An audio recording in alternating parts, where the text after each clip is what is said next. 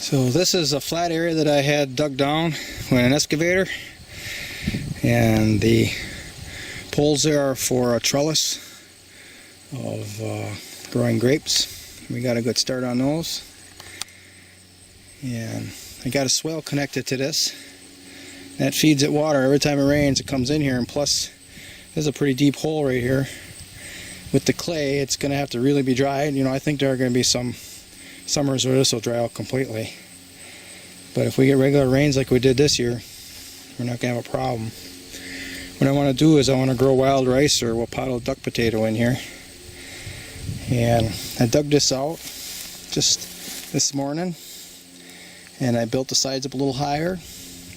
And now I'm going to bring that swamp muck over here from building that zuni bowl. You can see I got a bucket of muck in here already. So I don't want to fill it to the top. I think that this will be, when it's full in the spring, it may overtop these berms that I built, and that's what I want. I want there to be water above the muck so that the rice can grow up onto that, on the water. So if that doesn't happen, I got a way to make a little bit higher levels, and that's, I got some drain pipes there. I can put some swivel elbows on them, and I can bring the level up. That's assuming we have a lot of snow or we get the snow melt. So there's a lot of variables here. I don't know how well it's going to work, but I've got to fence this. There's too many critters after wild rice and Wapato both. So every one of these, I'm going to do this all the way along the line. There's more than 50 feet here. I'm going to make these little shallow trenches, and I'm going to fill them with muck. And every one of these individuals are going to be fenced on their own. Because the deer, they'll jump into it if there's enough space. If there's not enough space, they're not jumping in. And the ducks aren't flying into it. And then that trench there on the other side, that's so that that's deeper, and that'll supply water to these little ponds in the drier times. So it's been raining a lot this year until the last month. And it really stopped. It was a lot lower than that. It actually came up 2-3 inches, maybe more, from the last 2 rains now.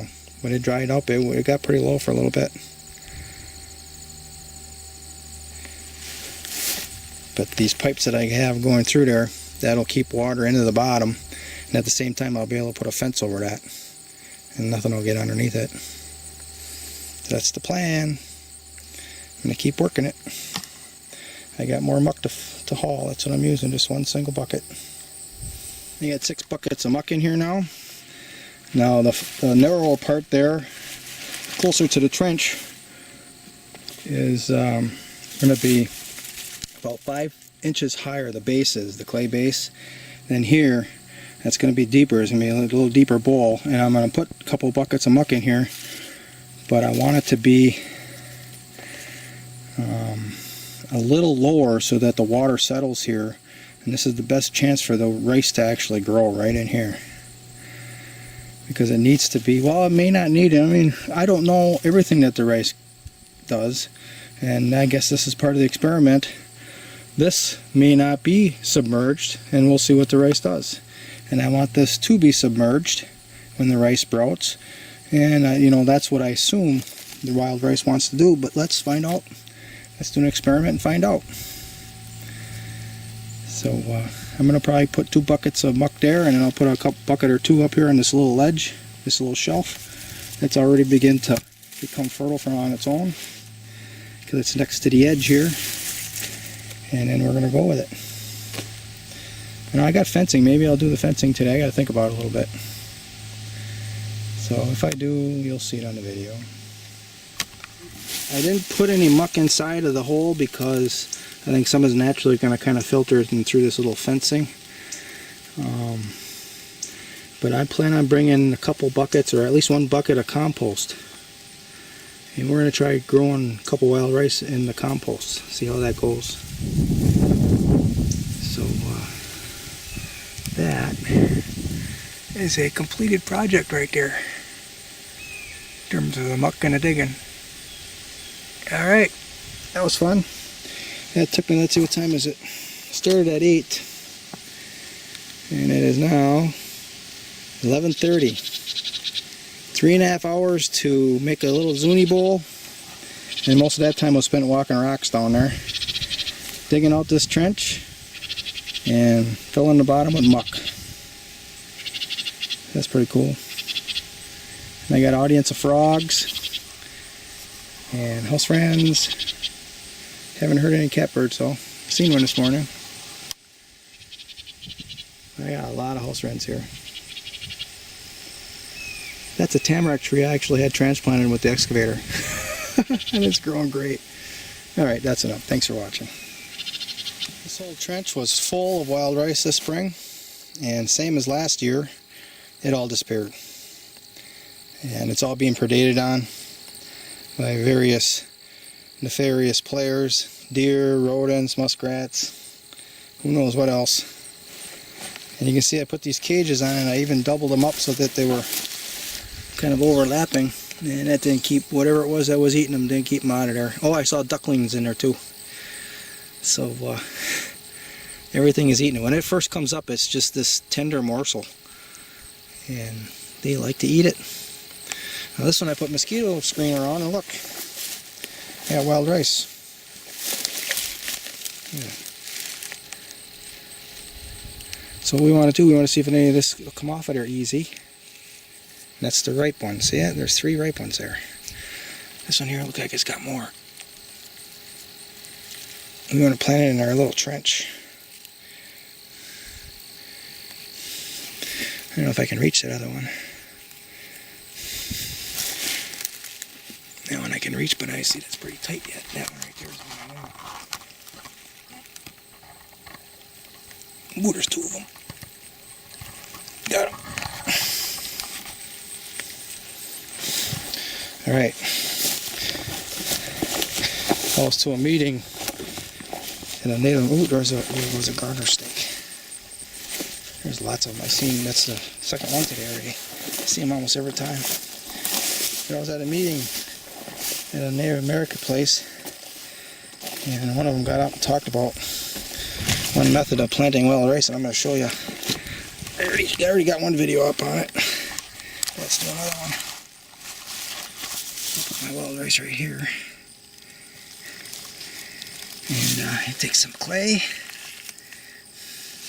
And let's just do one in color. We'll do 2. We got 2.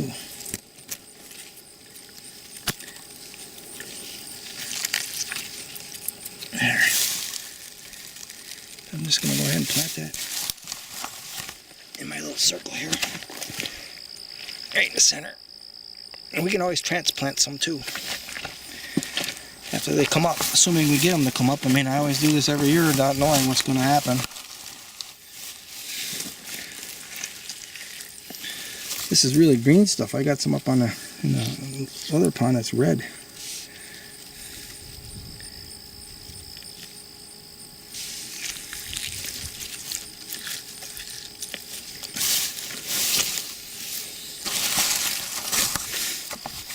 Let's get some out here in the end.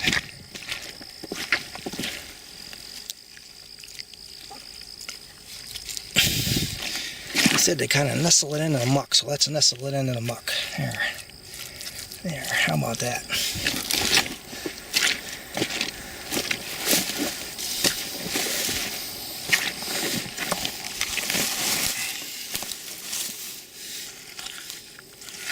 Nice fresh clay.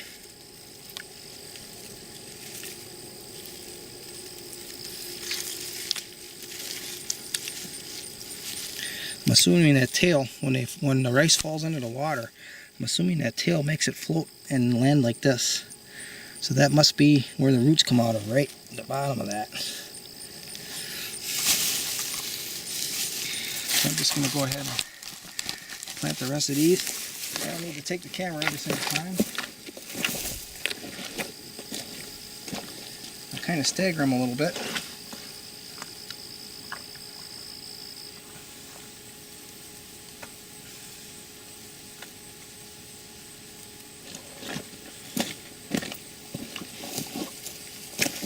This poor camera is full of mud, and I drop it. Man, sometimes I wonder if I even deserve to have a camera.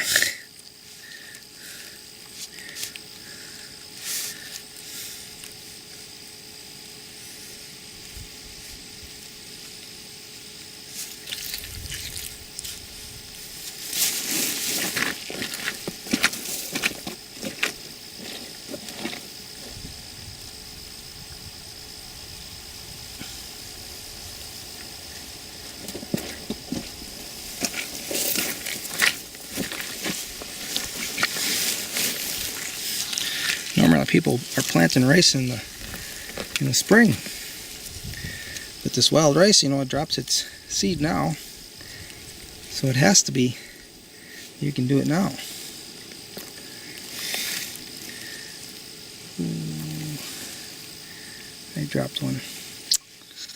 I hate to waste a seed. Stuck to my finger. I don't know where it went.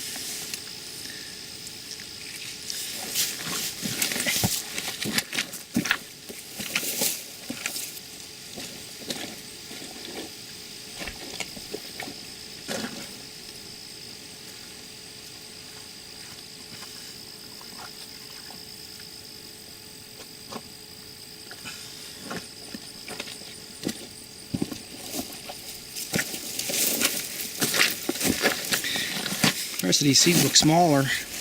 I think I'll start putting 3 to a ball. Maybe some of them aren't viable. I don't know.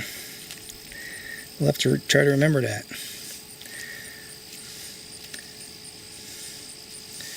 Two seeds to a ball towards the canal and in the little hole. 3 seeds to a ball all around.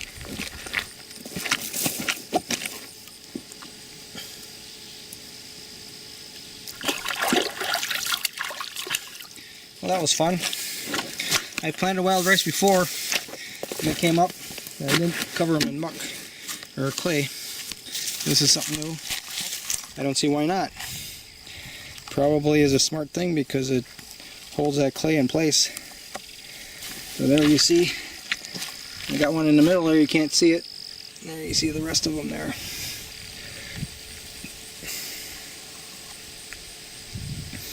And the first one is way over there.